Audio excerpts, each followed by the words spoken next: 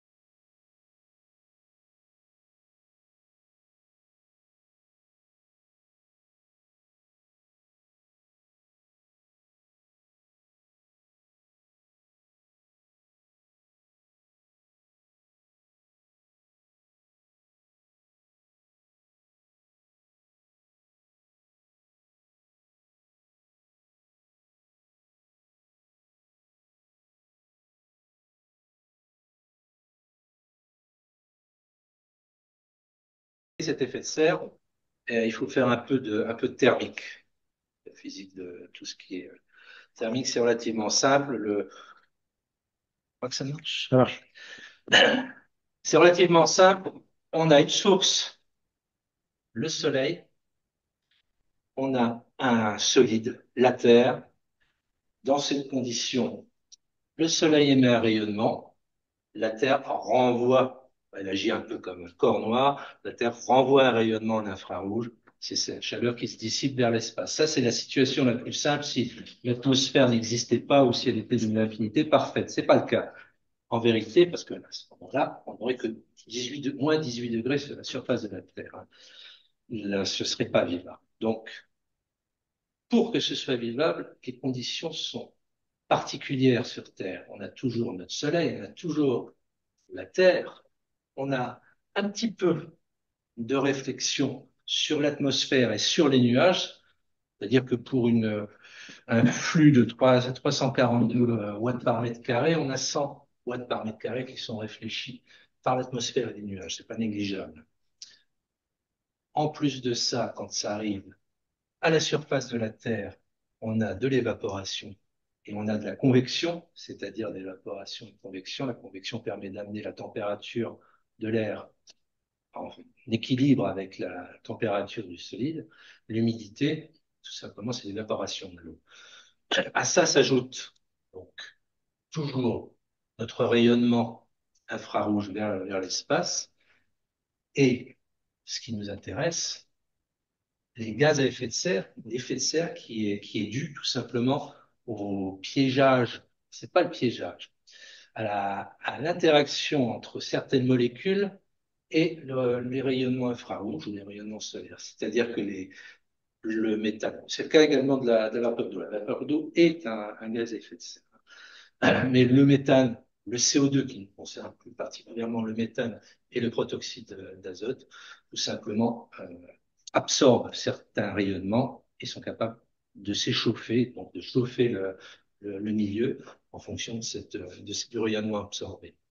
Donc automatiquement, grâce à cet effet de serre, donc un peu de chaleur rajoutée en plus à la surface de la Terre, on atteint 14 degrés Celsius. La particularité de la situation actuelle, c'est que la surface de la Terre a été l'objet de nombreuses transformations, d'ajouts d'industries, d'élevage et de nombreux appareils qui produisent eux aussi des gaz à effet de serre. Ça peut être effectivement du CO2, c'est le plus classique. D'ailleurs, tout va être rapporté au CO2 quand on parlait de gaz à effet de serre et d'émissions. Ce seront des émissions en équivalent CO2 systématiquement. Et tout ça va nous augmenter effectivement notre température à la surface de la Terre de manière assez conséquente. Hein. Depuis l'industrialisation, il y a eu un bond, on le verra tout à l'heure. C'est pas négligeable du tout. La particularité donc de ce phénomène, c'est que plus on a de gaz à effet de serre, plus l'échauffement va être important, plus le piégeage de la chaleur va être important. Est-ce que vous savez, dans le passé, on a déjà eu une grosse variation de température, même assez récemment, les seuils géologiques. Est-ce que vous savez, il y a 15 000 ans, c'est terminé la glaciation, combien de degrés on était par rapport à maintenant? À vue de nez, non? 5 degrés de moins, à peu près. Il y a des variations, mais bon, c'est de l'ordre de grandeur. Ces 5 degrés de moins, ça correspondait à un climat complètement différent. La calotte glaciaire était gigantesque. Elle englobait le Canada, tout le nord de la Sibérie, le nord de l'Europe. Elle empiétait largement sur l'océan Atlantique. On avait ici une steppe froide, c'est sèche, avec des températures très très faibles. Il y avait quand même de la biodiversité, il y avait un peu de biodiversité, il y avait de la faune, il y avait de la flore, mais c'était pauvre au regard de ce qu'il y a maintenant. 5 degrés de plus, donc, à l'ère pré-industrielle, les choses ont changé. Voilà, la calotte glaciaire est beaucoup plus petite. Le Groenland apparaît, comme c'est une île, apparaît comme un sorte de continent couvert de glace. La glace de mer, donc la banquise est réduite à pas grand-chose, un peu plus grande avant l'ère industrielle. Avant l'ère industrielle, elle était un peu plus étendue que ça, maintenant elle est rétrécie, on voit. Et le climat a évidemment changé, on a un climat tempéré, quelque chose de d'équilibré qui a permis le développement de l'agriculture, qui a permis l'immigration, qui a permis de, de faire venir énormément de gens qui ont apporté ceci, apporté cela. Enfin, bon, c'est toute l'histoire de l'humanité qui s'est faite parce que, effectivement, le climat est devenu acceptable pour développer des activités humaines. La question, c'est plus tard, on va aller vers quoi?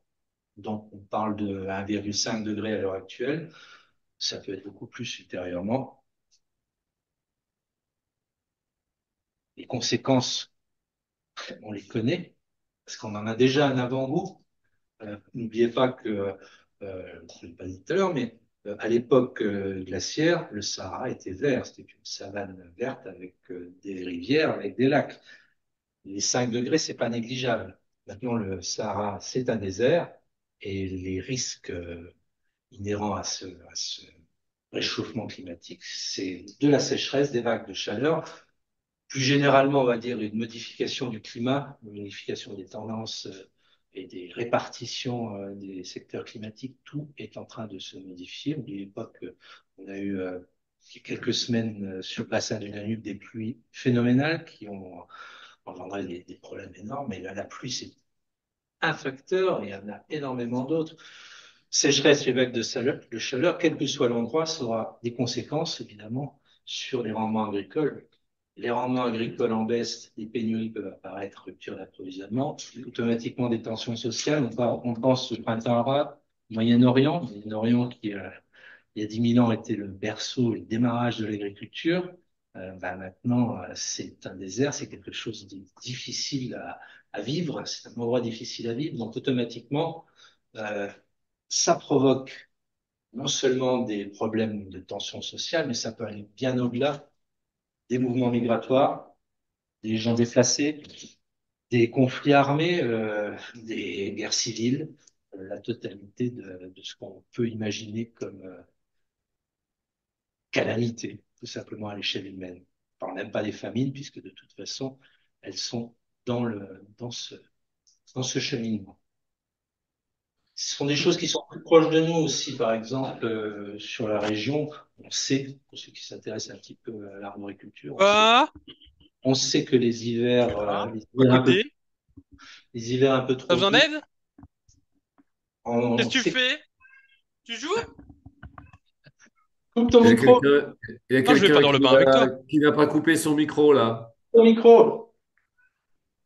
Voilà, c'est bon. C'est Jérémy? Ouais. Les gels fruitières sont courants dorénavant. Bon, ils ont toujours existé, hein, mais ça, c'est un domaine qui m'intéresse particulièrement. Mais du fait que la floraison arrive beaucoup plus tôt, donc le débourrage arrive 3, 4 semaines parfois en avance, on se retrouve dans des situations, effectivement, lorsque c'est fin février, courant mars, on peut avoir des chutes de température entre la nuit et le jour de 20 degrés. Automatiquement, si on tombe à -2, -3, on commence à geler les bourgeons. C'est un point, mais il est fondamental. Ça, c'est ce qu'on connaît aussi dans la région. Beaucoup, je ne sais pas, peut-être 70 ou 80% du territoire est sur des argiles et des marnes qui sont sensibles à l'hydratation, à la déshydratation. Donc, le gonflement, la rétraction des argiles, c'est quelque chose de bien connu. Ça a des effets rapides dans tout ce qui est construction. On connaît également les problèmes d'incendie. Les premiers incendies spontanés ont eu lieu dans les Vosges l'année dernière. J'avais jamais entendu parler de ça, mais voilà, on a maintenant des problèmes qui sont similaires à ce qui peut arriver dans le sud de la France pour l'incendie. Cette année, on est épargné, il n'y a plus tellement que ça pose pas de problème. Le dépérissement des forêts, vous connaissez le problème du scolyte sur les épicéas, c'est un exemple simplement parce que peut avoir des problèmes de champignons sur les frênes. Enfin, la chaleur, le manque d'eau, tout ça a des conséquences rapides, immédiates sur la flore et sur la faune aussi, parce que passer 35 degrés, ça devient difficile de travailler, difficile de vivre. Alors, je ne parle pas des températures extrêmes que l'on connaît justement au Moyen-Orient, mais le problème à une moindre échelle est tout à fait similaire. Dernier aspect, il y a de nombreux aspects du réchauffement climatique, mais le dernier aspect, la montée du niveau des océans. Deux raisons, on les connaît, c'est d'une part la dilatation de l'eau des océans. La température augmente, il y a quand même une petite dilatation qui fait quelques dizaines de centimètres. Euh, la ponte aussi des glaciers, glaciers de montagne et glace continentale. Automatiquement, derrière ça, on a des problèmes sur les littoraux, côtes submergées lors de tempêtes, problèmes lorsqu'il y a une forte houle, des grandes marées. Automatiquement, il y a un aspect qu'on connaît bien, parce qu'en quelque sorte, c'est un paramètre, on va dire, de métrique du problème, c'est l'assurabilité. C'est-à-dire qu'à partir du moment où les assureurs tic, c'est on atteint une sorte de limite. Et cette limite, elle est atteinte pour pas mal de territoires. Il y a des territoires non seulement qui sont érodés par la mer, mais qui commencent à avoir des gros problèmes en termes de, tout simplement, Leur vulnérabilité, c'est la proximité de l'océan. Et en termes d'habitabilité, bah, ça pose un problème. Ça demande des investissements de plus en plus importants et automatiquement, ça a un impact sur de nombreuses régions. Vous voyez que rien qu'en Europe, les zones en rouge et noir sont des zones potentiellement impactées par une montée du niveau de l'océan. Ça dépend des zones, ça dépend des infrastructures, ça dépend de nombreux paramètres, mais de toute façon, sur les littoraux, il y a un problème qui a. Donc, l'aspect économique va être abordé par Jérémy. Maintenant, c'est pas seulement l'aspect économique, mais vas-y, Jérémy. Oui, donc la question de tous ces phénomènes, la question c'est d'où ça vient. Donc on observe par exemple sur ce graphique que hormis quelques rares exceptions, euh, on a émis depuis 1850 toujours plus de CO2 et de ce de manière exponentielle. Aujourd'hui, on est déjà, si tu peux continuer à passer, on est déjà à 2400 gigatonnes de CO2, 2600 pour être exact, depuis 1850. Vas-y, continue. Et qui représente 1,2 degré d'augmentation depuis la période pré-industrielle. Euh, c'est assez abstrait comme notion. Euh, L'objectif, c'est de comprendre cet ordre de grandeur et de comprendre le budget qui est restant pour respecter les objectifs de Paris qui ont été signés.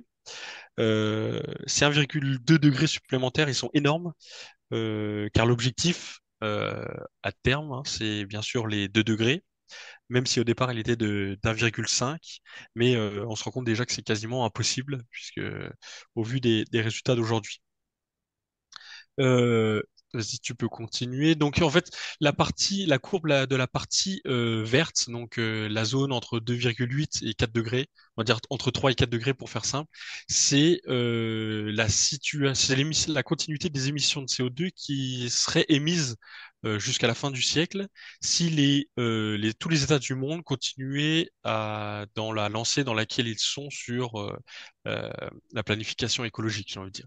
La partie rose, cette fois-ci, c'est celle que c'est l'évolution des émissions de CO2 jusqu'à la fin du siècle, si les États mettent en place les actions pour atteindre l'objectif de l'accord de Paris. Vas-y, tu peux continuer. Donc là, on est sur une fourchette hein, fin 2100 entre 2,5 et 3 degrés. Donc le budget restant jusqu'à la fin du siècle, c'est entre 600 et 800 gigatonnes de CO2 pour être en dessous des 2 degrés. Si tu peux continuer. Donc, si on continue, reviens juste un peu avant.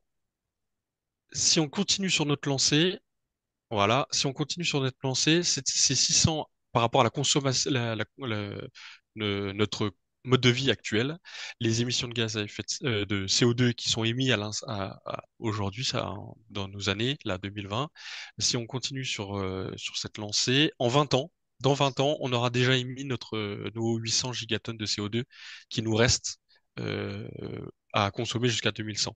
Donc, si on continue, on peut voir on peut voir que pour atteindre cet objectif, donc on doit réduire nos émissions de CO2 de 65% d'ici 2050. Et ça représente à peu près 5 à 6% par an. En gros, c'est l'équivalent l'année Covid qu'on a vécue.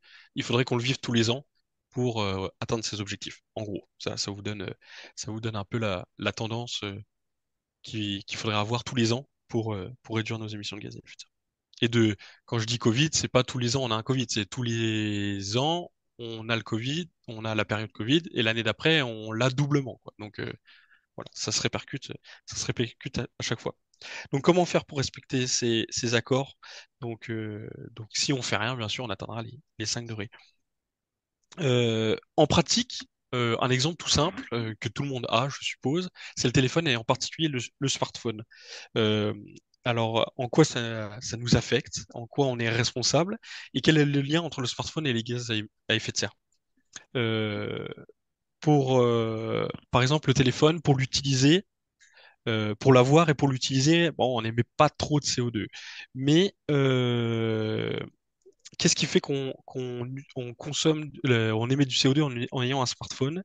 Le charger, produire de l'électricité en France, c'est pas trop le sujet. Mais par contre, c'est sa fabrication. Et avant sa fabrication, on doit extraire les matériaux pour le produire. Euh, et ça, c'est une histoire mondiale. On le voit sur cette carte. L'extraction des métaux qu'on utilise, c'est le cuivre, l'étain, le cobalt, le magnésium, etc. Et ça se fait dans l'Amérique du Sud, l'Afrique, l'Indonésie. Ces matériaux, on les raffine euh, pour en créer une certaine matière, un certain produit. Ces produits-là, on les transporte en bateau. Hein, ça émet évidemment des gaz à effet de serre qu'on envoie généralement dans des pays où la main-d'œuvre est à un coût modeste, par exemple en Chine. Et en Chine, là, on va dans ces métaux, ces composants, ils vont être utilisés dans des usines de fabrication euh, et notamment en Chine, comme la majorité euh, d'États dans le monde, la France est une exception, les usines utilisent de l'électricité. Cette électricité, elle est fabriquée à partir de charbon. La France, on est un cas, on est une des exceptions dans le monde. Et, euh, et donc, du coup, à la fin de ces usines, on a notre téléphone. Ce téléphone, bien évidemment, bah, nous, en tant qu'Européens, eh ben, on veut l'acheter. Et bah, pour l'acheter, ce téléphone, il part de nouveau en bateau, de l'Asie vers l'Europe, vers les États-Unis.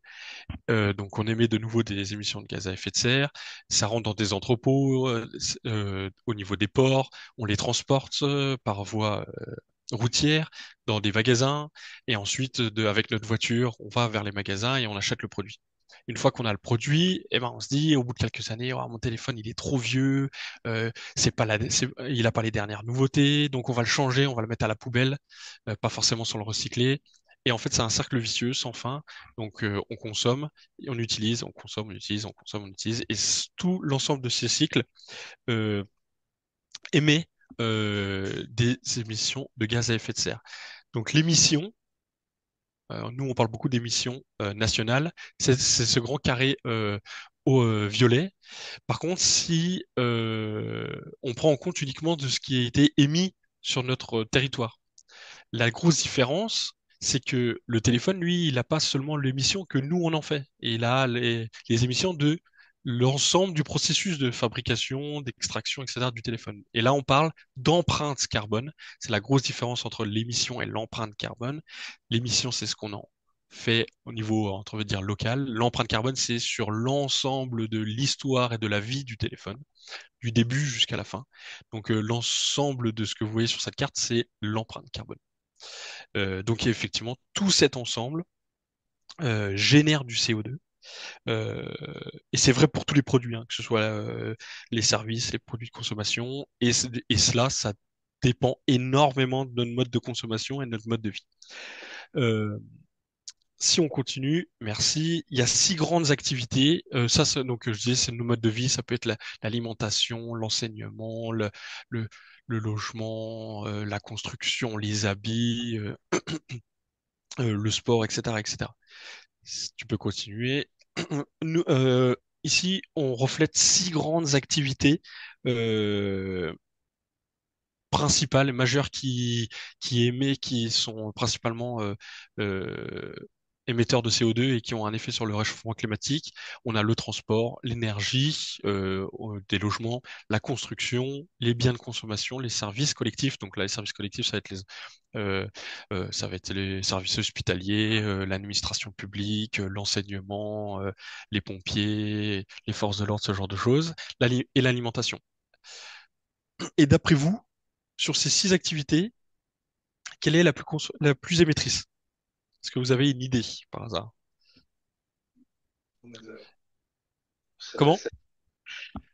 Moi, j'ai bien une idée, moi, ça va, c'est la salle. Allez, petite. J'ai aussi une idée, mais je ne vous la dirai pas. Ah, bah voilà. Bah, moi, je dirais c'est le transport, non? Le transport. Eh ben non. Eh ben non, Oh, ça c'est une fausse bonne idée. Si tu peux continuer, Thierry. La, yes. la, pre- la première chose, eh ben c'est l'alimentation qui reprend le transport, oui, pardon. Ça a changé parce que moi j'avais les données 2016, mais 2021 ça a changé. Oui, Et pardon, c'est le transport avec 27%. Vient ensuite l'alimentation ouais. et les biens de consommation en troisième position. Donc sur l'empreinte carbone, hein, donc je disais, donc ça regroupe toute l'histoire de ce qu'on achète, de ce qu'on consomme. Pour un Français moyen, c'est à peu près 10 tonnes équivalent CO2. Euh, donc voilà. Et nous, non seulement on va pas s'arrêter là sur le constat, mais on va aussi vous proposer des solutions pour réduire votre empreinte carbone sur ces différentes activités. Et je vais laisser la parole à euh, Thierry pour vous expliquer les solutions individuelles que vous pouvez prendre, notamment sur cette partie que Thierry va vous présenter, le transport, notre numéro un. Alors, on va se renvoyer la balle sur 4 domaines, parce qu'il y en a 2 où on ne peut pas faire grand-chose pour l'instant, à moins d'intervenir collectivement, c'est sur les services et sur la construction. On n'a pas, à titre individuel, on n'a pas vraiment de levier d'action sur ces domaines-là. Par contre, effectivement, le transport, ça, on a un levier d'action. Alors, est-ce que vous savez quelle est la bête noire, le mauvais élève du transport? La voiture individuelle. Oui, bravo. La voiture individuelle qui est absolument la plus embêtante des inventions. Pourtant, elle est ancienne, hein, et on l'aime. On fait en moyenne 15 500 kilomètres par an et par habitant avec une automobile. A priori, ça semble pas énorme, parce que si on a une auto, on sait qu'on est vite à 15 000 kilomètres, ça va assez rapidement, hein, si on l'utilise. On l'utilise un peu pour tout, et certains font beaucoup plus, et d'autres n'ont pas de voiture. Donc c'est une moyenne qui est française et qui permet d'aller en France ou à l'étranger. Enfin, on bouge énormément avec la voiture. On parlera de la dépendance à la mobilité un peu plus tard, mais la voiture, c'est véritablement emblématique de notre société. Notre société existe parce que on peut bouger. Il y a deux types, on distingue deux types de déplacements. Les déplacements à courte distance et moyenne distance, c'est-à-dire en dessous de 80 km, qui correspondent à l'usage d'une mobilité destinée à travailler, destinée à faire des achats, à se soigner, enfin, tout ce qui est service et loisirs, tout ce qui est de proximité. Et à côté de ça, l'autre mobilité, 49%, on voit que c'est assez bien réparti, c'est la longue distance, au-delà de 80 km, où on utilise malheureusement aussi la voiture, et qui concerne déjà un peu plus les transports en commun évidemment, mais aussi l'avion. Et là, on parle effectivement de loisirs essentiellement. Il y a bien quelques mobilités de professionnels sur des longues distances, mais elle est relativement restreinte. La bête noire, donc, c'est vraiment la voiture. 77% de l'empreinte, ce qu'on émet en CO2, en gaz à effet de serre, c'est ça, c'est la voiture. À côté de ça, on a l'avion qui est en train d'augmenter, qui concerne peu de monde, mais qui émet déjà beaucoup, 16% des émissions. 7% pour les transports en commun. La différence, c'est qu'effectivement, on émet un petit peu, c'est pas négligeable, 7%, mais on transporte beaucoup de monde. Le train, le bus, le tram, et voilà, ce qui n'émet rien du tout, qui concerne quelques pourcents, hein, 2 à 3% pour le vélo, encore en tirant dessus, 2-3% selon le territoire, 2-3% pour la marche à pied. Ce sont les tout petits déplacements qui sont concernés par le vélo, donc le vélo, la marche à pied. Et on va voir que c'est pourtant là où on va pouvoir faire des efforts. Deux types de solutions qu'on peut imaginer pour pouvoir améliorer notre empreinte mobilité, c'est évidemment de changer de mode de transport, passer de la voiture à cette mobilité douce, donc la marche à pied, le vélo. C'est une solution sur des petits trajets, c'est une solution sur parfois des trajets un petit peu plus longs si on s'autorise le moteur électrique. Mais l'autre solution aussi, ce sont les transports en commun. Un facteur 3 entre les deux, c'est-à-dire on divise par 3 plutôt les émissions si on passe de la voiture au transport en commun. Transport en commun, évidemment, on parle du bus, on parle du tram, mais on parle aussi du train, hein. Par contre, on ne parle pas d'avion dans ce cas-là. La voiture, d'autres solutions, c'est on garde notre automobile, mais on adapte un peu nos comportements. On fait du covoiturage. Autant de personnes, autant de facteurs divisés à facteur 10, on passe à 5 s'il y a deux personnes. On diminue la taille de la voiture, c'est une bonne solution aussi. On change moteur pour un moteur électrique.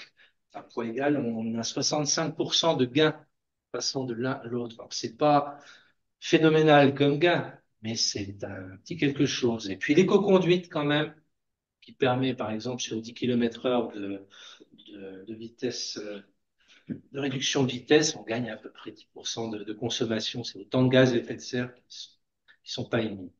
Donc, ce sont des petites solutions qui sont pas inintéressantes. Et si on parle de l'avion, évidemment, est-ce que vous savez quelle est l'émission de gaz à effet de serre pour une traversée transatlantique? Non, à vue de nez. Une tonne. Eh oui, de tonnes. C'est-à-dire ce qu'on est censé émettre dans quelques années pour éviter de dépasser le, le seuil fatidique de 2 degrés sur le réchauffement climatique. Ces 2 tonnes permettent d'aller à New York ou en Martinique ou à la Guadeloupe. C'est à peu près la même chose. C'était un peu plus dans le temps. Il y a eu des améliorations. Les moteurs sont améliorés, mais c'est tellement énorme.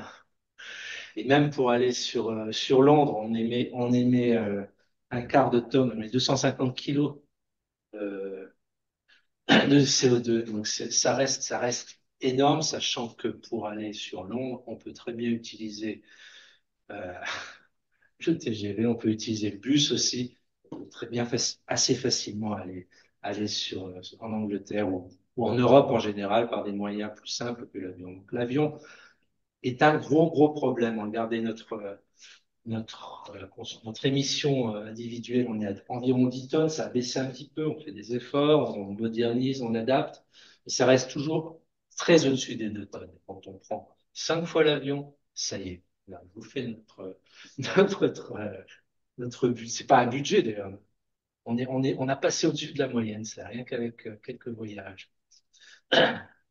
L'avion est à bannir, c'est une évidence. Sur la décarbonation de la mobilité, il y a des choses à faire. Évidemment, le gros point, c'est l'automobile. Moins utiliser l'automobile, changer ses pratiques, changer de mode de transport, changer ses pratiques, ça c'est une chose fondamentale. Le deuxième, c'est vraiment de bannir l'avion. C'est dur à dire, mais bon, pourquoi pas hein, prendre le train pour les voyages les plus longs et éviter les transatlantiques. On aura du mal à se passer de l'avion, à moins de prendre de paquebot, mais c'est très polluant aussi le paquebot. Et l'éco-conduite pour essayer de minimiser effectivement l'impact de la voiture sur le climat. Donc c'est pas négligeable si on fait ces efforts, on diminue sensiblement l'impact de la voiture, on peut sensiblement aussi diminuer l'impact de l'avion, surtout si on ne prend pas, évidemment. Et puis pour les autres mobilités, ça restera identique parce que le transport en commun, c'est pas la solution pour pouvoir voyager tranquillement. Alors je passe la parole à Jérémy qui nous parle de l'alimentation, le deuxième domaine. Jérémy, es-tu Oui, là? vas-y. Oui, oui, vas-y. Tu peux y aller. C'est parti l'alimentation. Donc effectivement, on va parler d'alimentation. Tu peux continuer. Quel Voilà. est, d'après vous, l'aliment le plus émetteur de gaz à effet de serre? Et pourquoi? Si vous avez la réponse. Une idée? Le chocolat Côte d'Or. Ah, chocolat Côte d'Or, ouais, c'est pas tout à fait, mais une autre idée dans l'assemblée. Alors sinon, je vais vous aider. Dites-moi, La viande rouge. la viande rouge. Ouais. Alors pas tout à fait. C'est une partie de la réponse. Si on veut être plus précis, tu peux continuer, Claude. Les C'est rues. c'est les ruminants de manière générale, donc c'est-à-dire bœuf, mouton, chèvre. Tu peux continuer, Claude, à passer. De manière générale, donc on a la viande des ruminants, on a le porc qui vient ensuite, le fromage, la volaille et en dernier, les légumes et les céréales. Ici, on a un graphique qui est assez simple à comprendre. C'est combien représente de kilomètres un kilo de ces aliments. Donc, par exemple, pour le bœuf en lui-même, là, on parle bien juste du bœuf, de la viande rouge, ça représente 227 kilomètres. C'est comme si vous mangez un kilo de viande, c'est comme si vous faisiez le trajet entre Nancy et Dijon, par exemple. Ensuite vient le porc, comme je disais, le fromage, la volaille, les produits laitiers de manière générale. Et en fait, ce qu'on observe, c'est qu'on a deux catégories. On a bien la partie produit animal qui émet beaucoup plus que la partie végétale. Et en fait, un des premiers leviers pour réduire ses émissions, son empreinte carbone, qui est lié à à l'alimentation, ce serait de privilégier la partie végétale. De réduire même en choisissant ce que l'on prend, eh ben ça modifie l'empreinte carbone, puisque si ne serait-ce que retirer l'alimentation par la viande rouge par une autre viande, ça réduit drastiquement. Euh, donc ça permet d'obtenir, de réduire notre empreinte carbone pour atteindre notre objectif. Quel est le problème? Quel est le problème avec le bœuf? Notre belle marguerite, eh ben la belle marguerite, quand elle ruine, elle rote. C'est son système digestif qui le crée. C'est du méthane, donc du CH4, qui est un puissant gaz à effet de serre. Dans l'ordre d'idée, c'est que c'est à peu près 20 à 30 fois plus puissant en termes d'impact environnemental que le CO2. Mais c'est pas tout parce que Marguerite, bah, elle a besoin de manger. Et pour manger, donc il faut trouver des champs, des surfaces agricoles. Et pour ça, bah, on déforeste. Au point de vue mondial, 70% des surfaces agricoles mondiales, euh, c'est destiné à la nourriture d'élevage et pas à la nourriture directe pour les humains. Euh, donc la déforestation est un impact forcément inverse. On a les cultures, donc là on utilise l'engrais, des tracteurs. Tu peux continuer, voilà. Effectivement, on a la partie transformation en steak haché de la viande bovine dans les boucheries. On a la partie transport et conditionnement à la fin. Donc transport, bah évidemment, euh, transport, c'est des camions réfrigérés. Conditionnement, bah, dans toute la partie emballage et conditionnement dans les magasins sur la partie réfrigérée qui a un gros impact. Par contre, question, est-ce qui est valable aussi en partie pour les produits laitiers, puisque ça provient de la vache. Donc là, tout cet ensemble produit du CO2. La vache, elle émet en elle-même du méthane. Et on a un autre gaz à effet de serre qui est notable, qui est encore plus puissant que le méthane. C'est le protoxyde d'azote qui est utilisé notamment dans les engrais pour l'agriculture. Si on parle si on parle de légumes, bah, les légumes, eux, déjà, ils produisent pas de méthane. Ça, c'est une première chose. Euh, il y a besoin de moins de surface, parce que je l'ai dit, 70% des surfaces agricoles, elles nourrissent les animaux. Et donc, du coup, là, encore une fois, on a besoin de moins de surface agricole pour nourrir l'ensemble de la population mondiale. Euh, tu peux continuer. Euh, on n'a pas hormis à part si on a des serres, pardon, chauffées, où là, effectivement, bah, pour les chauffer, on a un moyen de chauffage, par exemple, au gaz naturel qui va émettre du CO2. Euh, mais l'idée, c'est de profiter de manger local pour éviter cette transformation, ce transport, manger de saison pour éviter la transformation, et tu peux continuer, et en vrac pour limiter la partie conditionnement. Donc, un conseil, l'idée, c'est de se refaire à manger par soi-même, de saison et local. Le gros intérêt de se faire à manger, bah, évidemment, c'est aussi de prendre du plaisir à faire à manger, de créer une activité partagée avec ses enfants, par exemple. Euh, et puis, la grande majorité d'entre nous travaillent la semaine, n'a pas forcément le temps en fonction de ses horaires de travail, de ses activités familiaux. Et donc l'idée, c'est pourquoi pas, et c'est tout à fait compréhensible, l'idée, c'est pourquoi pas de prévoir un temps pendant le week-end pour partager ces bons moments, pour faire la cuisine, et procédé ce qu'on appelle au batch cooking en anglais, et donc ça veut dire préparer ses plats en avance pour l'ensemble de la semaine. Voilà, ça c'est une idée aussi, un conseil d'action qu'on peut vous donner individuellement pour réduire votre empreinte carbone. Donc l'idée c'est de manger aussi autrement, manger mieux et moins. En France, il y a énormément d'obésité. Euh, c'est un facteur, manger mieux, c'est un facteur de santé supplémentaire pour combattre l'obésité. Euh, il y a des psychologues qui ont fait une étude.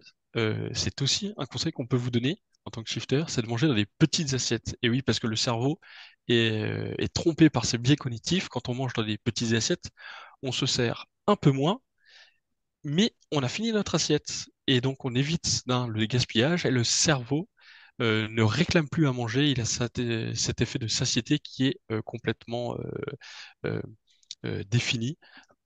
Et donc on a plus faim. Le gaspillage dans le monde, ça représente un tiers des aliments qui sont produits dans le monde, sont jetés à la poubelle. Donc, euh, donc voilà, l'objectif c'est de manger moins pour éviter ce gaspillage et donc limiter notre empreinte carbone. Et puis la dernière chose, c'est dans les supermarchés ou simplement sur le marché, par exemple sur votre marché local près de chez vous, c'est de préférer les moches parce qu'on sait que la majorité, 90%, voire si ce n'est presque 100%, des aliments qu'on considère pas très beaux, eh ben ils sont mis à la poubelle, ils sont jetés. Et donc c'est pas une tare d'être moche et ils sont tout aussi bons gustativement, donc il n'y a pas de raison de les dénigrer. Voilà sur la partie alimentation, qui représente à peu près 24% de nos émissions de gaz à effet de serre. Donc, on l'a dit, la viande a un très gros contributeur avec les produits laitiers. Et notre 3, ce serait le coup de conseils et d'actions pour individuels, ce serait de moins produire de viande d'origine animale.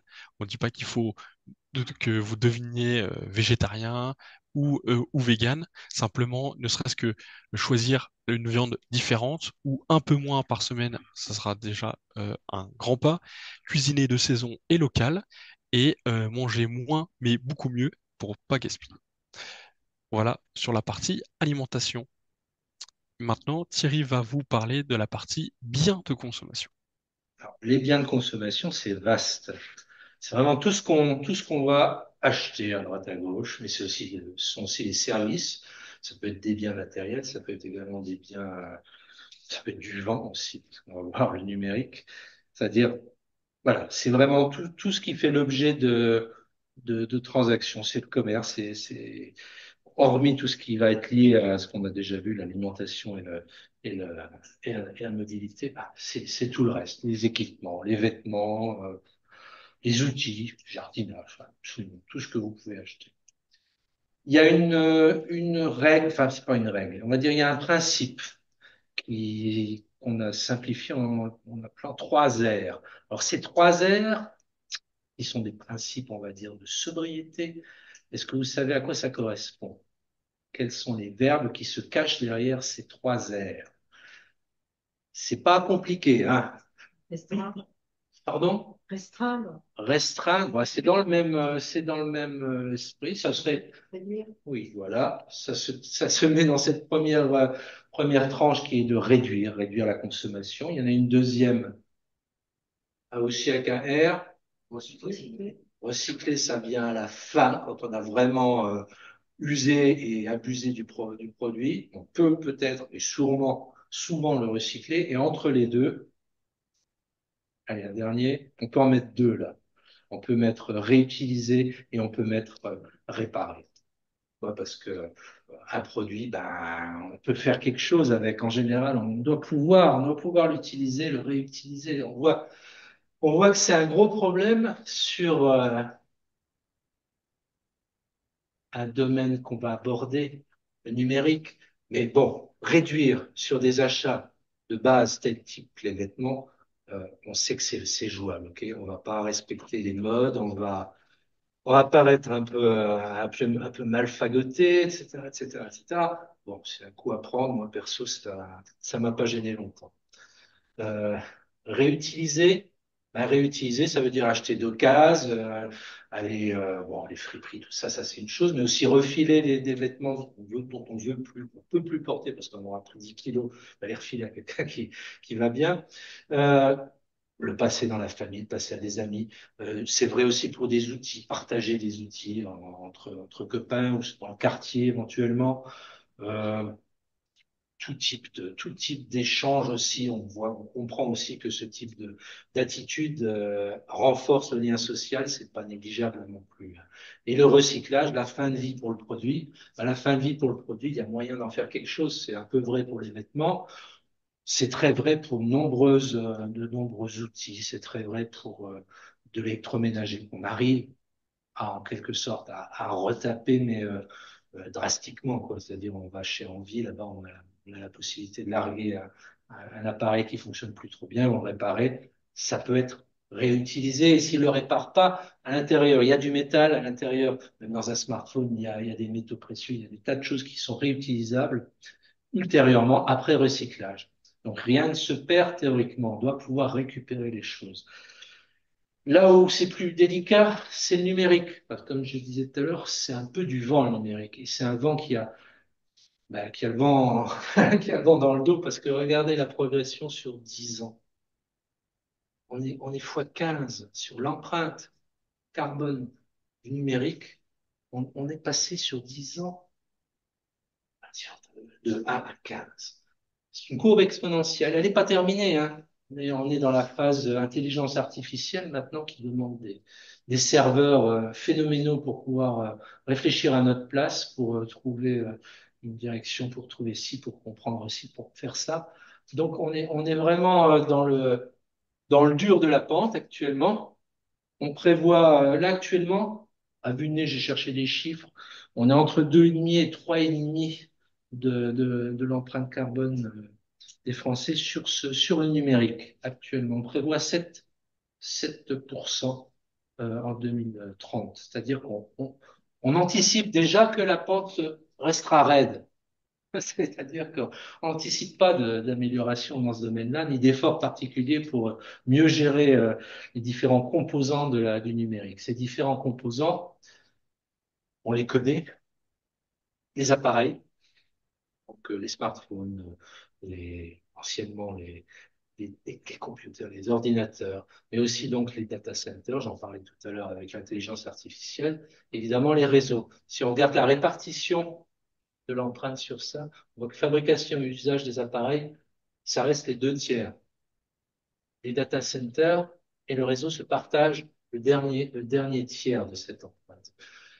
Avec l'évolution actuelle donc, de notre usage du numérique, il est évident que l'ensemble est en train de gonfler, les data centers sont en train de gonfler, les réseaux sont en train de gonfler, la 5G n'est pas encore complètement déployée, on réfléchit déjà à une 6G, on réfléchit à des générations suivantes, donc on est vraiment dans la pente de ce numérique, sans tenir compte d'aucun autre paramètre que de euh, vendre du numérique, vendre du vent, puisqu'il ne s'agit que de ça. Finalement, l'empreinte carbone liée aux appareils, donc fabrication, usage, elle est évidemment en fonction aussi du nombre d'appareils qu'individuellement on peut posséder. Hein.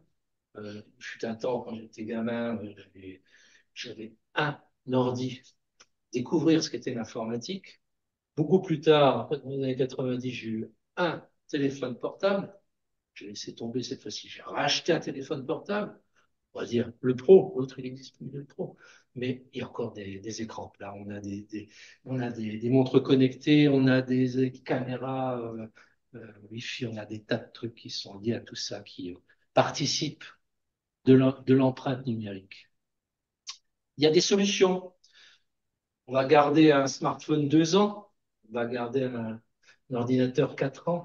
On peut faire durer l'un et l'autre. On peut essayer de tirer un peu sur la durée de vie du produit. C'est rare qu'au bout de 2 ans, un smartphone soit fichu. On peut le tenir longtemps. On est plus embêté par les applications qui commencent à plus pouvoir fonctionner, puis la compatibilité des différents systèmes d'exploitation. C'est vrai aussi pour l'ordinateur.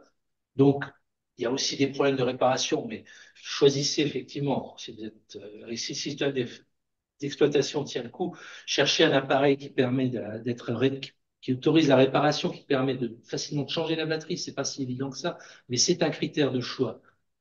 Adaptez vos achats à vos besoins. Notamment, on n'a pas besoin d'une Rolls si c'est juste pour passer un coup de fil. Il y a quand même des limites. Il y a des pratiques qu'on peut adopter qui sont assez simples. Le mode avion, déjà, ça évite d'être réveillé en pleine nuit par une mise à jour qui sert à rien. Donc, ça, c'est des choses qui se font assez facilement et assez naturellement. Et les notifications et les applis inutiles, c'est pareil.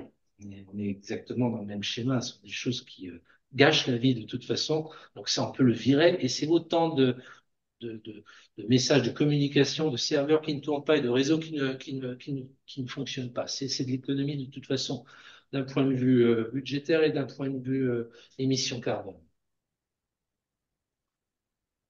Donc, quand on a des objets qui fonctionnent sur le numérique, bon, on évite de les laisser bêtement dans l'armoire parce qu'on ne peut plus les utiliser, qu'on ne veut plus les utiliser. Si on peut les réparer, on les répare, on les réutilise, on est exactement dans la dynamique des 3 R. Si on finit de les réutiliser, on évite de les jeter parce qu'on arrivera sûrement à recycler une partie des composants de ces appareils. Les filières existent, elles sont encore tout à fait au point peut-être, mais parce qu'elles se font mal connaître, mais elles existent. Il faudrait effectivement peut-être normaliser les choses pour que tout ce qu'on fabrique, pour essayer de faciliter le recyclage, faciliter le devenir des matériaux. Donc l'empreinte, elle est loin d'être négligeable. Hein, on l'a vu, elle monte encore, elle monte très fort. Elle monte très fort au niveau des infrastructures, elle monte encore fort au niveau des produits. On peut les réduire, mais sachez que 75% de ce qui tourne actuellement, ça tourne sur du streaming. C'est le gros usage qui justifie, pas qui justifie, qui explique l'exponentielle. C'est-à-dire que le fait de chercher des vidéos, de faire tourner effectivement les serveurs en continu pour pouvoir donner de la matière à tout le monde, quoi, aux ordinateurs, aux smartphones, c'est une grosse partie de ce qui se passe. Ce qui, ce qui explique également la montée exponentielle, c'est la qualité des images. On est arrivé maintenant à des qualités qui sont exceptionnelles.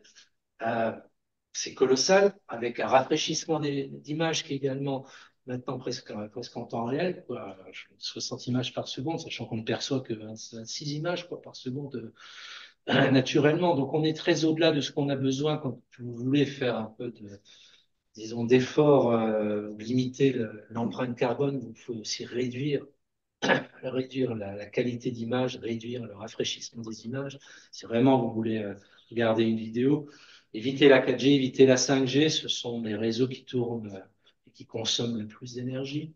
Préférez le Wi-Fi sur l'ensemble de ce qui de nos 10 tonnes. Donc, on sait que c'est pas négligeable. Hein, on est à peu près à 20%, mais là, on est 16%. 16% en montant. Hein. 44% sur les équipements de logement, l'habillement est grand-chose. Les loisirs, ça fait aussi partie des biens de consommation. Hein, ça fait partie de ce qu'on dépense et de la pollution, enfin de la pollution des émissions qui correspondent. Donc, on reprend la règle des 3 R. Elle est simple, elle est toujours applicable au-delà de ça. Hein. C'est acheter moins, meilleure qualité, longtemps. Donc, envisager toujours la réparabilité, envisager toujours l'aspect obsolescence. Est-ce que ça va tenir suffisamment longtemps? Donc, il y a des fois un effort à faire au début pour pouvoir garder l'appareil un peu plus longtemps. Quand vous n'en voulez plus, évitez de le laisser, de l'abandonner sur une étagère ou de le jeter. Il peut intéresser quelqu'un, ça peut aller en occasion, ça peut aller en brocante, ça peut aller dans des réseaux de revente. Et ensuite, n'oubliez pas que ça se recycle. Je pense que sur les appareils numériques, c'est déjà assez bien en route. Donc, il y a moyen de recycler du numérique, mais c'est vrai aussi de l'habillement. Tout ce qu'on va pas recycler, évidemment, ça va être certains loisirs qui restent du bien de consommation. Donc, l'effort est faisable et il peut amener à des réductions sensibles des émissions. Je vous invite à le faire parce que c'est quelque chose On voit l'exponentielle, c'est quelque chose de fondamental, de faire l'effort à ce niveau-là. Vas-y, Jérémy, sur le logement. Oui, donc sur le logement, donc ce sera notre dernière activité parmi l'ensemble de notre bilan carbone ensemble, puisque sur les deux autres, on a un peu moins d'actions individuelles, mais beaucoup plus collectives. Donc sur la partie individuelle, ce sera notre dernière activité, le logement. Tu peux y aller. C'est tout ce qui se passe quand on habite sur le logement, hein, et on utilise l'énergie, hein. C'est pas sa construction en elle-même. D'après vous, quel est l'usage qui émet le plus de gaz à effet de serre? Alors tu peux passer. Il y a l'eau chaude. On peut vous proposer l'eau chaude comme solution, le chauffage, l'électricité ou la plaque de cuisson etc. Qu'est-ce que vous en pensez? La salle, ou bien chauffage. Chauffage. Une idée peut-être? Chauffage. Le Chauffage. chauffage qui ressort. À Ouais, l'unanimité. chauffage, ouais. Ouais, le chauffage, bien sûr, à 78% en France, c'est un peu moins dans le monde parce qu'on a l'électricité en France qui est un mix plutôt décarboné. Donc voilà, mais en France, oui, c'est 78% du chauffage qui est responsable de la plus grande partie de nos émissions de gaz à effet de serre sur la partie logement. Mais la question, c'est comment réduire? Une des actions, c'est comment réduire. Eh ben, il y a un grand ami qu'on connaît tous, c'est le pull, le port du pull. Bien évidemment, tu peux continuer. Parce que ce qu'il faut savoir, c'est que quand on réduit de 1 degré le chauffage, on fait une économie de consommation de chauffage de 10%. Alors, c'est doublement bénéfique, notamment pour notre facture à la fin du mois ou de l'année, mais aussi pour l'environnement, pour notre empreinte carbone. Je te laisse continuer sur l'empreinte carbone. Et une petite chose qui est à savoir, c'est que lorsqu'on notamment l'hiver, quand on chauffe notre maison, euh, c'est pas parce qu'on chauffe la maison qu'on doit être en t-shirt chez soi. Pourquoi on serait en manteau, écharpe, bonnet à l'extérieur et quand on chauffe chez soi, on serait en t-shirt? En fait, il y a un rapport de la chaleur sur le corps humain, notamment au niveau des extrémités. Il y a une grosse différence entre avoir chaud et mettre un pull, hein, bien évidemment, comme je l'expliquais. L'objectif, c'est de conserver sa chaleur au niveau du corps et en couvrant les extrémités. C'est là où on a la plus grande perdition, point de vue corporel. Notamment là où le sang affleure, donc vous avez la tête, la nuque, les aisselles, etc., etc. Euh, L'idée, c'est de dire qu'aujourd'hui, on chauffe une pièce, alors qu'il faudrait se chauffer soi-même, du moins pour réduire, hein, je parle. Euh, L'idée, c'est que quand on chauffe de l'air, on chauffe toute une pièce jusqu'au plafond pour se sentir bien. Alors que si on met un pull, on garde notre chaleur corporelle, comme je l'expliquais notamment la partie sur les extrémités. Vas-y, tu peux continuer.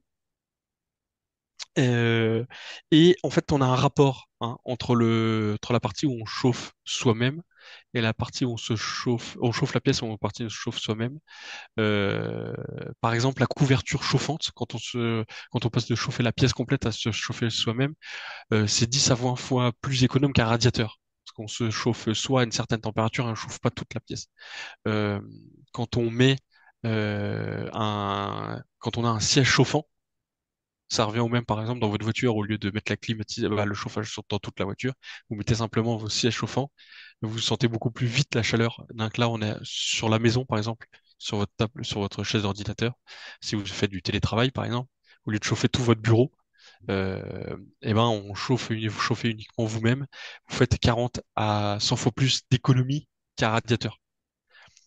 Euh, C'est assez complexe, hein, parce qu'on n'a pas forcément tous la possibilité de gérer un chauffage de manière centralisée, avec un thermostat par exemple, ou de gérer notre radiateur individuellement, etc. Mais ça, c'était pour des actions assez court terme. Sur les parties assez long terme, on a la rénovation énergétique. Alors, c'est un investissement.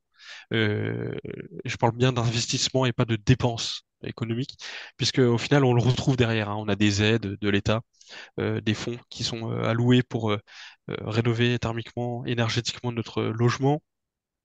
Et bien sûr, à la fin, on va faire des économies. Euh, La partie qui est privilégiée, notamment sur la partie rénovation énergétique, c'est les combles, notamment. Euh, Contrairement à ce qu'on pourrait penser, comme les fenêtres, par exemple. Là, la partie comble perdu, c'est là où on a le plus de déperdition. Donc c'est là où on, comment dire, c'est là où on va amener les gens à rénover. Mais bien sûr, il y a des gens, des spécialistes qui sont là pour vous aider. Il y a pas de raison à que vous ne puissiez pas faire appel à eux, qui sont là pour vous aider. Tu peux passer. Il y a une autre idée qui émerge, c'est de choisir son logement. Alors, on a tous des critères quand on veut choisir notre logement euh, sur la partie le nombre de pièces, l'espace, combien est-ce qu'on peut mettre, combien on a de chambres, une salle de bain, un WC, etc., la décoration. Et il y a une chose qui peut être prise en compte sur notre empreinte carbone, c'est son efficacité énergétique, qui est définie par un DPE, donc le dispositif de performance énergétique, qui nous donne la consommation annuelle de notre logement de manière énergétique. Et le deuxième volet, c'est la quantité d'émissions de gaz à effet de serre qu'émet notre logement en point de vue énergétique. Donc ça peut être un critère, c'est notamment un critère supplémentaire qui peut être vérifié lorsque vous choisissez un logement. Évidemment, il y a différents types de logements. Tu peux continuer. Différents types de logements. On n'est pas sur le même impact entre une maison et un appartement, bien évidemment. Une maison, c'est à peu près un facteur 2 hein, d'émissions de gaz à effet de serre par rapport à un appartement.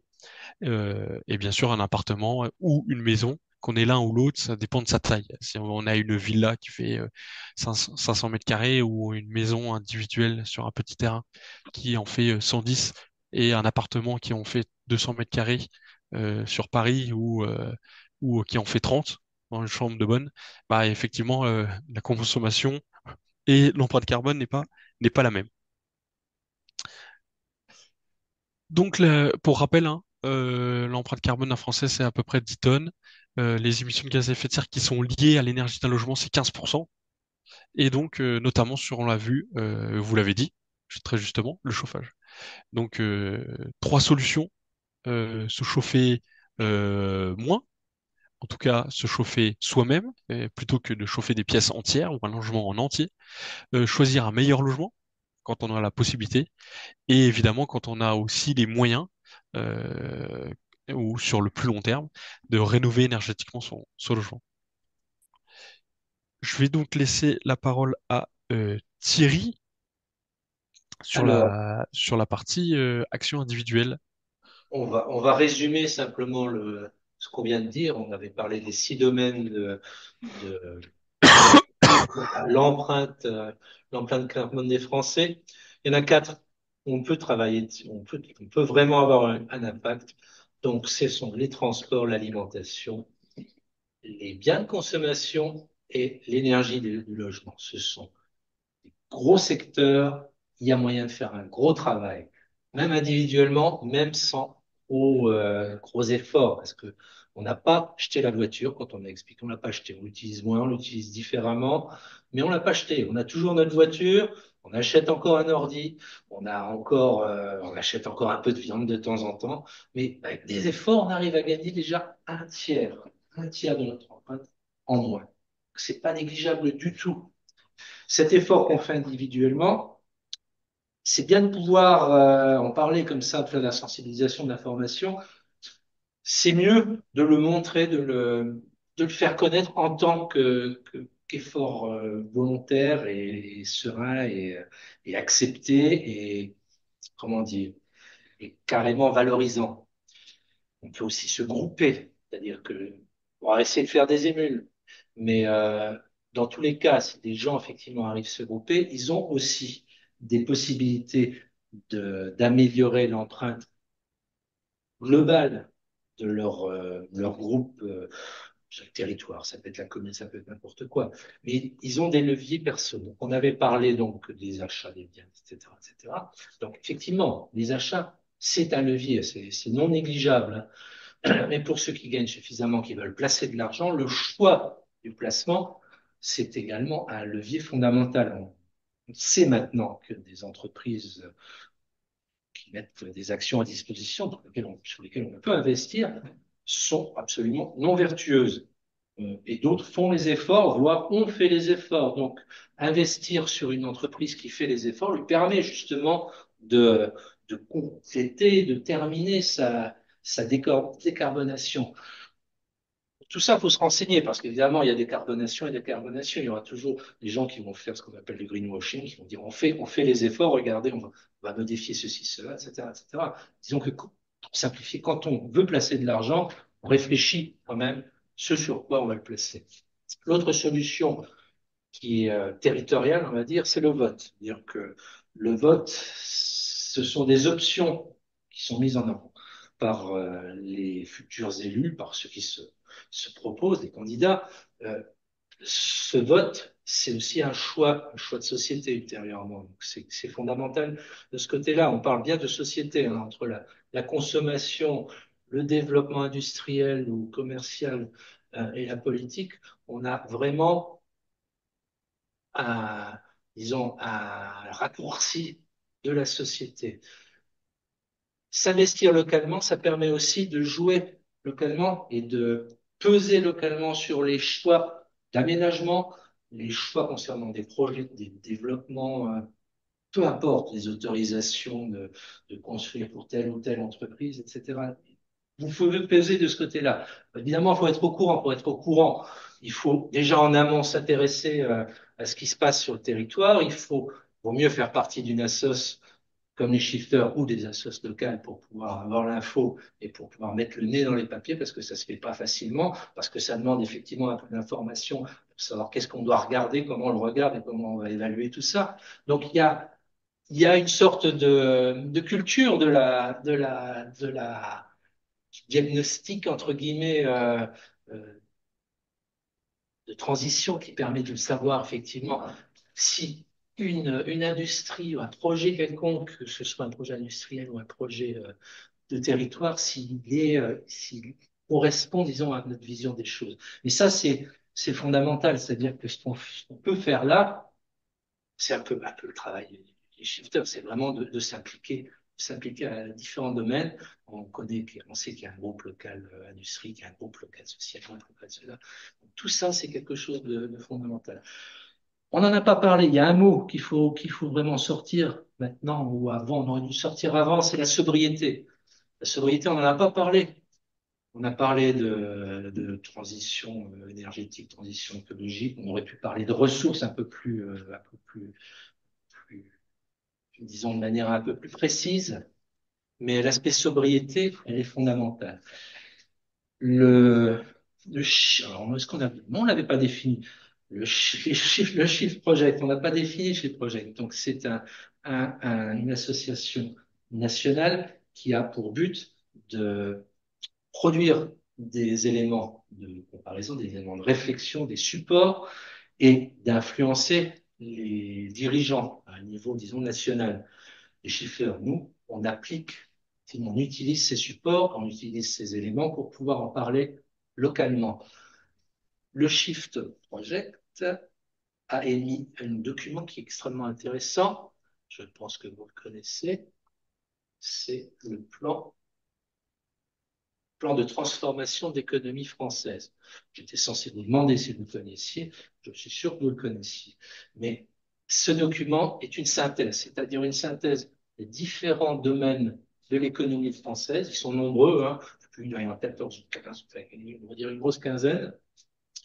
Chaque domaine fait l'objet d'un chapitre qui a été rédigé par des spécialistes, des gens qui s'y connaissent, qui sont dans leur milieu, qui connaissent les chiffres et qui connaissent les pratiques et qui savent ce qu'on peut faire ou ne pas faire. C'est donc une référence en termes d'information. C'est-à-dire quand on a absorbé ça, plus quelques autres documents, on est à peu près au fait de ce qu'on peut faire, de ce qu'on devrait faire, de ce qu'on pourrait faire. Dans la présentation, dans le cursus de formation, on nous demande de parler de la santé.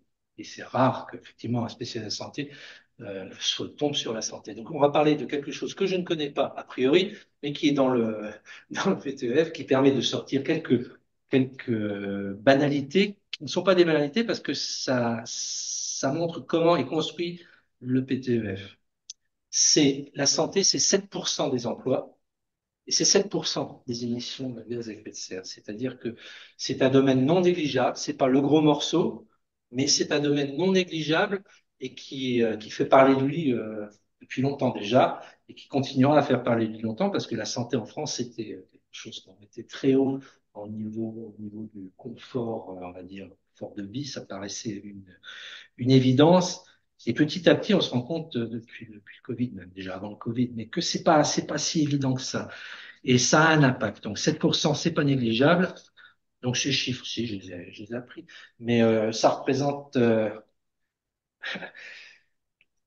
deux parties dedans. Une partie qui est propre à la santé, c'est-à-dire dans cette empreinte, il y a les médicaments.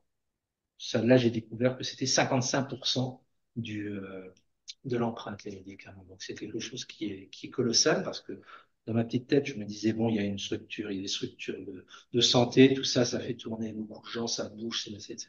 Oui, il y a des problèmes de mobilité, il y a des problèmes de, de, d'habitation, enfin d'habitation entre guillemets, d'isolation, etc., dans du bâtiment.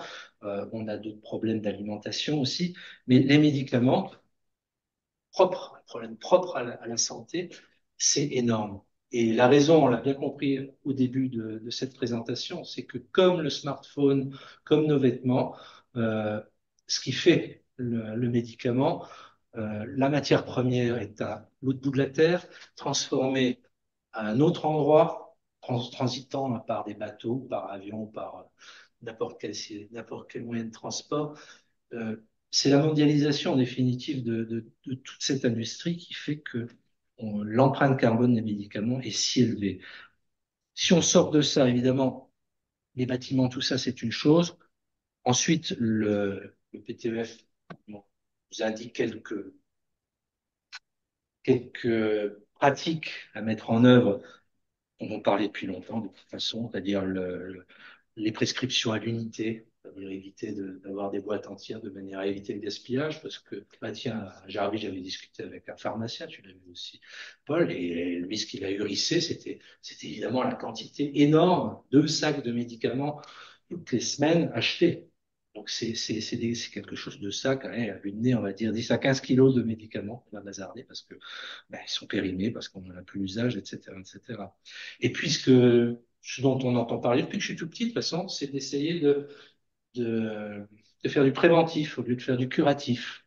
Donc ça, c'est une préconisation très ancienne qui tombe sous le sens et qui, jusqu'à présent, à mon avis, n'a pas vraiment été appliquée. Alors là, il faudrait chercher le pourquoi, le comment, mais euh, c'est de l'évidence et c'est comme ça. Donc le PTEF fournit des éléments dans tous les domaines de la société, tous les domaines économiques de la société, ou l'administration, mais c'est aussi effectivement la culture, l'énergie, tout. Et ça permet de parler aux gens, ça permet de leur fournir de la matière. Donc c'est un support comme un autre, il permet d'évoluer aussi personnellement. Et là, on va terminer avec Jérémy, parce qu'en termes d'évolution pour aller vers la transition, c'est pas obligatoirement très simple. N'est-ce pas, Jérémy? Non, effectivement, on comprend que donc on a vu toute cette dynamique avec Thierry, hein, vous avez pu la constater. Il y a des choses à faire. Malgré tout, c'est normal hein, de pouvoir ressentir une émotion négative, hein, que ce soit de la tristesse, de la colère, du désespoir sur le futur de notre planète, notre vie ou la vie de nos enfants, nos petits-enfants. C'est complètement normal. Le conseil qu'on pourrait vous donner, c'est d'agir pour changer. En fait, c'est d'être acteur dans ce changement pour garder ce phénomène de positivité sur les actions certaines actions qu'on a pu vous donner, par exemple. Euh, c'est euh, le chemin peut paraître long, hein, donc c'est pour ça qu'on a ce ressenti hein, aussi assez négatif en soi, mais en soi, l'action être acteur, ça en vaut la peine puisque ça amène cette positivité. Si tu peux passer à la suivante, s'il te plaît. Euh, L'idée, c'est de mettre tout cela en mouvement. Euh, on espère que ce qu'on a présenté, avec les différents événements qui peuvent arriver, la situation dans laquelle on est, et ce qu'on vous a proposé en termes de solutions, vous a donné envie de passer à l'action. Par contre, attention tout de même, parce que la, c'est comme si on part en randonnée, hein. Vous voyez sur cette image, pour monter au sommet du Mont Blanc ou de l'Everest, la pente est raide. Euh, Après tout, il faut quand même éviter de tomber dans ces cas-là. Donc l'idée, c'est d'y aller petit à petit, pas à pas, ne pas y aller trop vite dans ces actions. Et euh, on vous dira jamais que vous faites mal si vous faites pas assez. La première initiative, c'est déjà d'en être conscient de la situation, et de commencer l'action à votre rythme, par des petites actions, comme on en a parlé euh, tout au long de cette heure, et d'atteindre ses propres objectifs. L'idée, c'est pas de dire euh, demain je m'engage dans la politique pour faire bouger les choses au titre de d'abandonner 2 semaines après. C'est absolument pas l'objectif. L'objectif, c'est bien d'y aller pas à pas, de manière, dans un premier temps, individuelle, de ce que vous êtes capable de faire, selon votre âme et conscience, des objectifs sur lesquels vous êtes capable de vous projeter, et de pas s'arrêter, de pas y aller à fond et de s'arrêter en cours de route. Ce serait contre-productif, bien au contraire. Si tu peux passer, s'il te plaît. Et puis, il y a une dernière phase où, quand au moment où vous allez vous sentir, vous allez atteindre vos objectifs dans ces actions, une phase où vous allez vous rendre compte que vous êtes en décalage avec les autres, parce que c'est un phénomène de société qui est pas encore très actif, très présent, presque tabou, on va dire, dénigré, discriminé. Et donc, il y a ce décalage qui va avoir lieu avec les autres. Et vous allez vous rendre compte qu'au final, eh ben, la façon dont les autres vous en parlent, eh ben, vous étiez à leur place à l'époque, à un moment. Vous vous rendez compte qu'en fait, vous avez changé votre mode de vie par certaines petites choses ou plus grandes choses, euh, contrairement aux autres, et que c'était pas si douloureux que ça, que la pente, en final, qui paraissait énorme et était douce, et que vous y êtes arrivé à votre rythme au sommet, donc c'est-à-dire en fonction de vos objectifs. Et que au final, les modes de vie des autres, tels qu'ils en parlent, comme il était avant, le vôtre était avant, eh ben ça vous devient incompréhensible. Donc l'idée, c'est aussi pour nous de dans cet objectif de décalage, c'est de convaincre les autres. Alors c'est pas si facile parce que effectivement on a tous certaines habitudes, peut-être mauvaises au vu de l'environnement, de la façon dont on a été éduqué, etc., de la façon dont on perçoit les choses. Et donc, eh ben, c'est de plutôt faire passer la parole en disant, tu vois, c'est possible et en plus, je suis heureux comme avant en fait. Ça m'a pas, ça va changer ma vie et nos vies pour plus tard. Et au final, moi, je me sens bien, je suis heureux. Et donc, euh, et donc voilà cette partie-là qui est un peu plus complexe, mais donc il y a différentes phases dans le processus de, de cet engagement, on va dire, environnemental, de transition, mais c'est tout à fait normal. Si tu peux passer à la suite. Donc voilà, presque les derniers mots de la fin avant de vous laisser, c'est de merci de votre attention. Si tu peux revenir un peu en arrière, s'il te plaît. Merci de votre attention. Si vous avez bien sûr envie, n'hésitez pas à donner votre opinion sur la conférence. On a un petit QR code. C'est important pour nous pour avoir des retours, savoir ce qui a été compris, pas compris, ce qui a été bien ou moins bien pour qu'on puisse améliorer pour la prochaine fois. Si vous souhaitez en rentrer plus encore dans le détail, si vous en voulez en savoir plus, eh ben, n'hésitez pas à, à rester parmi nous, à nous rejoindre. Vous avez aussi un QR code là pour la partie shifter, pour agir pour le climat à travers votre vie associative. Et puis, bien sûr, voilà, si on résume Euh, si tu peux passer, voilà. Si on résume là, en gros notre grande partie, l'objectif c'est de réduire à peu près un tiers notre empreinte carbone pour en action individuelle et relativement facile sur la façon dont je me déplace, je consomme, je mange et je me loge. Merci à vous. Merci. Merci.